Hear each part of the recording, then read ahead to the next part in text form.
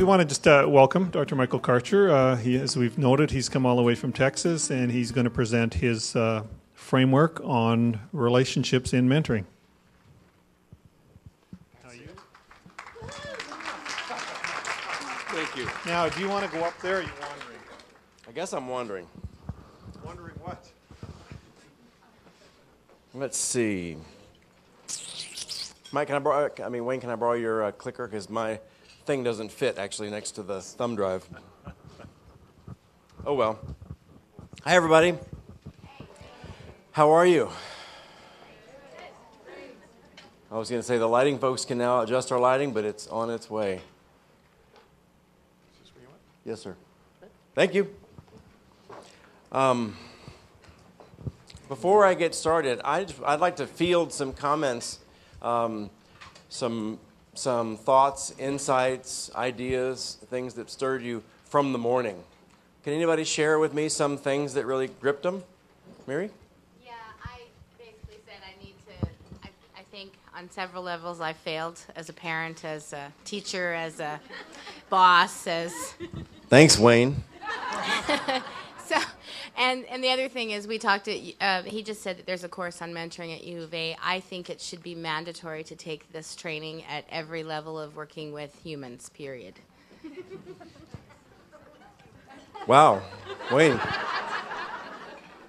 She says you've fundamentally changed her assessment of herself as a parent, and she wants you to do the same thing to everybody you possibly can. Is that what I hear you saying? That's nice. Other insights, comments, thank you, from the morning. And I won't stop till I get them, so I'll just keep brushing up against you. Like we're in a giant subway train. Ideas? Yes? I wish our partners and our families were part of this training. You do? Yes. Aren't we your family? We have a bigger family, you know. Ah, okay. The part of the village. Why? Because the village should have a common vision, a common purpose to be able to move ahead. Very nice. Very nice. Senseca, right? Sensetsa. Thank you. You know, one of the things I'm going to do in the next few minutes is talk about how we can link the youth and the mentor, or youth and their adult's perspective. But one of the things that becomes more and more clear is that even when these two folks are meeting, there are lots of perspectives there. There are lots of voices. There are lots of people, important stakeholders, who are playing a role in that relationship, even though they're not present. And it helps us to keep those in mind. Other folks? You guys? Thoughts, insights? Yes, thank you. They thank you.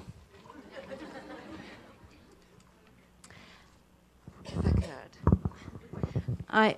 I want to thank you for bringing up the whole see the child before you look at that file.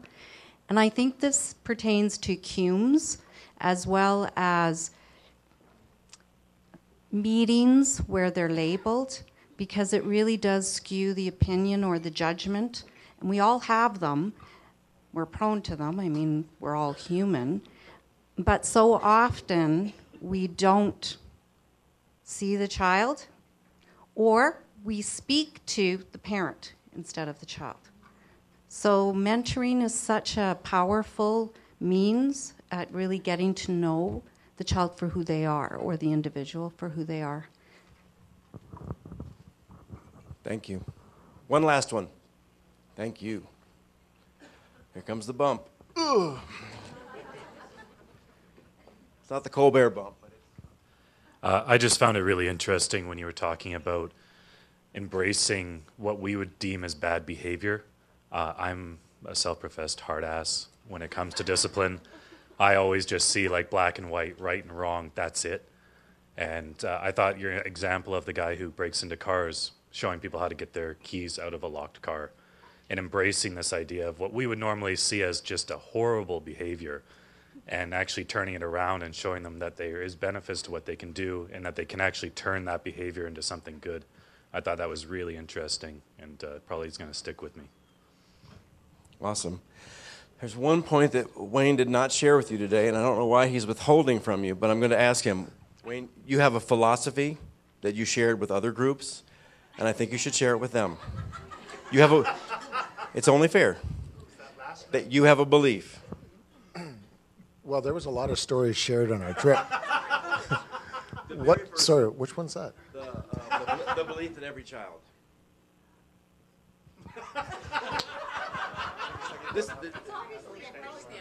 Which one? The belief that every child deserves, needs Oh, yeah. a.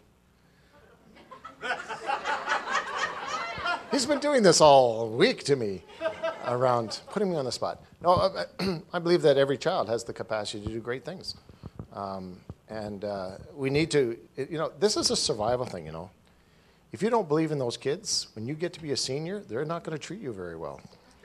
So believe in their greatness and develop their sense of passion, courage, looking after you. It's a survival thing, really. I don't know why he's withholding. I was looking for the other insight. Every child deserves a caring. Does that help? I forget the beautiful words you add there. He started off the last 2 days with people he apparently liked a little more, I don't know, suggesting he believes every youth deserves to have a caring adult in their lives who can encourage them and nurture them and help them see the strengths within them. Something like that. And reason I'm bringing it back up is that I think it's so... He did? Oh, is it in that slide? Wow, I should pay attention. Sorry. My bad. Yeah. If I go helicopter, you let me know if they start to do that thing.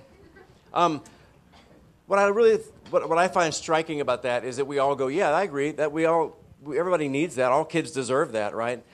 But my mom ran a Montessori school for many years. I work in the schools. I train school counselors, so I'm familiar with schools. I bet every teacher is there because they believe that, but we don't really structure the school in a way to ensure that. We assess basic skills and knowledge, but we don't assess the presence of a natural mentor in the lives of the youth there. We don't make sure that every kid has one, and in fact, it seems to me it's the kids that are the hardest to find. It's the kids who are in the middle, who I think benefit most from mentoring, and they're the least likely to solicit natural mentors in their lives, and they're the ones we need to sort of check in with and say, do you have someone who's providing this for you in a way? And if not, let's provide that for you. So I think we can all change our behaviors in lots of ways, but one of them is to ask ourselves, what are we really doing systematically to make sure that the kids that we work with have that person in their life? My name is Mike Karcher. I'm from Texas, born and raised. You go. We go way back. We were almost born in the same hospital. That's all I'm going to say. I got into mentoring through an indirect relationship. My little brother had gone from my parents' Montessori school to a school in Austin that was a boarding school, and it really just kicked him in the butt. He went from having teachers who didn't hold him accountable for anything because his parents ran the school to a school that was on him about everything. And he became clinically depressed, and my mom said I had to go there and be with him to get his homework done because he wouldn't get any homework done. And he had detention after school, weekends, perennially. It was just going to be forever.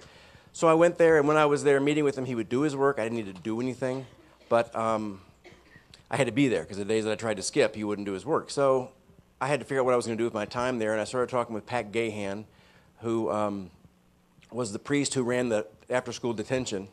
And we started talking about kids and youth, and especially how these somewhat privileged kids at this school, by the way, I didn't go to a prep school. For some reason, between the time I graduated from public school and the time my younger brother was going to go to public school, all of a sudden the school wasn't good enough.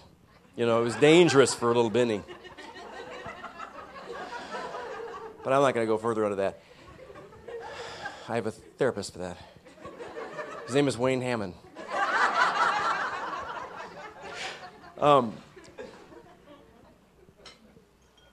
So we were really interested in how do we help these kids connect to the community, how do we help the school connect to the community. So we created a program called Stevens Kids, where the kids, one Saturday a week, the high school kids would work with kids from downtown Austin, and they come in, they had all kinds of fun. And that was the program that we started. And I just started it because it seemed like a great idea and it was fun. And then I took a job at the University of Wisconsin, planned on studying something altogether different, but somebody at the Rotary heard about this peer mentoring program, and I think the power of peer mentoring has been something that people have been fascinated by probably forever. But people are always talking about wanting to harness peer relationships in a positive way, and they know the potential there. So a principal was there, and he said, we love this program. We want you to create one in Columbus, Wisconsin, and so we did. And one thing led to another, and I then began to study peer mentoring, and that's all I've done. I partly tell that story because a few years ago, I was in Portland, at the Portland State University Summer Institute on Youth Mentoring, which is a really neat week-long event for program practitioners to come and talk with researchers about ideas and have a sort of a back and forth dialogue. It's a really neat event. Who's been there here? Karen goes every summer. Carrie? No. It's a really neat event. When I was there, somebody was at this organization now called Education Northwest, and they came up to me and they said, we get calls every week with people wanting materials on how to facilitate peer mentoring programs. We have nothing. Nobody's ever written anything. And I said, wow, I have file drawers full of this stuff. You can have it. It seemed like an easy project at the time. 3 years later, we're still trying to turn the stuff that was in my file cabinet into a working set of materials. The last thing we have to do is to polish up the peer mentoring handbook. But you know what? Alberta Mentoring Partnership has a awesome peer mentoring handbook that beats anything we could create. And Kimberly has given out 1,000 copies of that. You really run a powerful, amazing program. There's probably no better supported peer mentoring program than what you have here. It's amazing. So I'm real privileged to be here today. I'm excited. When I moved from Wisconsin back to my hometown of San Antonio, one of the adjunct faculty at the university there, worked at an organization called Communities in Schools. They are sort of like secondary school counselors, school social workers.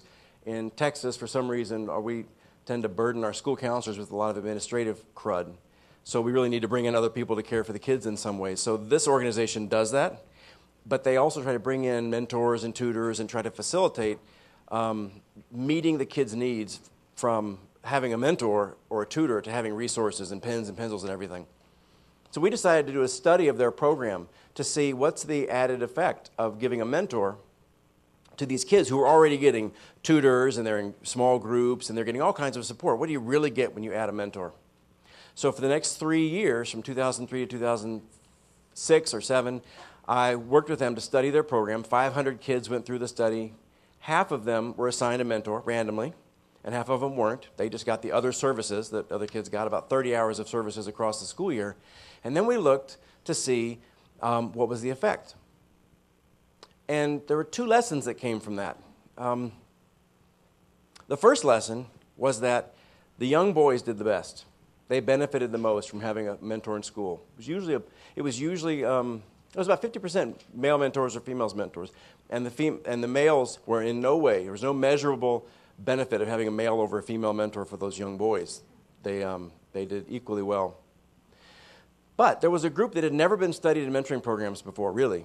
It was the high school students. And in fact, to date, there really are no studies of relationally based mentoring in schools in particular with high school kids to assess its impact.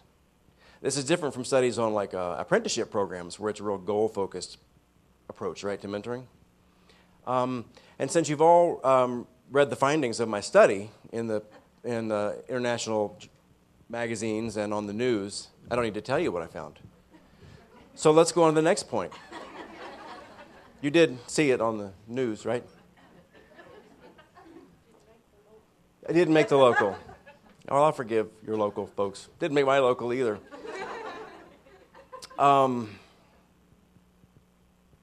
We call this the study the SMILE study because with the study of mentoring and the learning environment, I love acronyms. And there was an article published in a journal